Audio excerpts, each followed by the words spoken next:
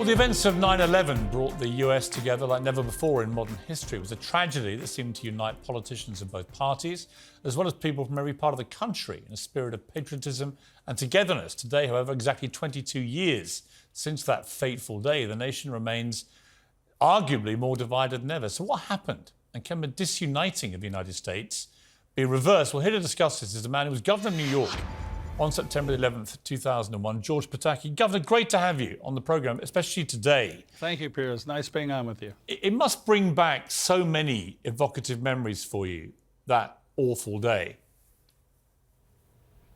Awful day is the right word. You know, when I go down to ground zero, as I approach it, you just have this tremendous sense of loss. You know, the friends and people you worked with, the firefighters who died that day, and we'll never be able to bring them back. And it's just really a sad day in that sense, but also you can't help but appreciate the courage, how New Yorkers and Americans responded that day and the weeks and months thereafter. And when I go down there as well, I see the life, the excitement, the vibrancy of Lower Manhattan. And that makes me proud that for all the horror, we've come back stronger than ever in Lower Manhattan. That is indisputably true. I'm in Manhattan a lot, and it's been remarkable to see how that city, but it doesn't surprise me. New York's an incredible city with incredible people. It has that spirit about it. It reminded me of London after the Blitz and so on in World War II. But what's happened to the unity that when America came together after 9/11, I'd never seen anything quite like that. I remember George Bush, I think we've got a clip of George W. Bush, the president, throwing the first pitch at the Yankee Stadium. And this was what happened.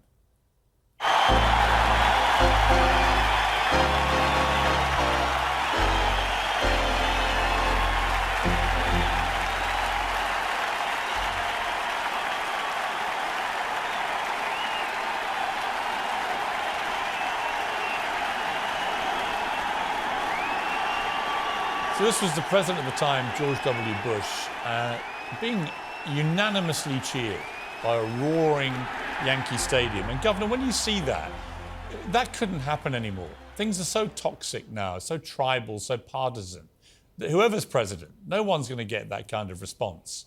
And the latest poll shows 65% of Americans believe America's never been so divided. Do you feel that? And if so, what is the answer? Piers, absolutely, I feel that, and that's the second tragedy of September 11th. One was who we lost that day, but the second is how a country that was the most unified in my lifetime is now the most divided I've ever seen it in my lifetime. And I think I don't mean to be overly simplistic, but it comes down to leadership. You need to have a leaders who look to inspire the people with a common destiny going forward, and instead.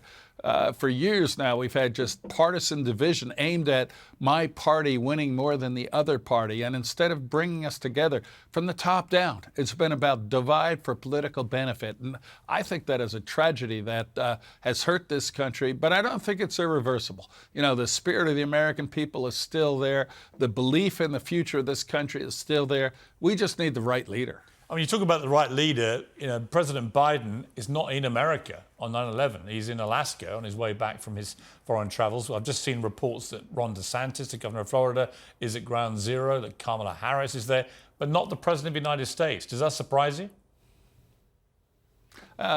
It's disappointing more than surprising. And, you know, I don't think President Biden wants to have anything to do with September 11th. You know, first of all, it resulted in the Afghanistan war, and how that ended under Biden's watch was a catastrophe that we're going to be paying for years to come. And the terrorists came to America, and now we have an open border.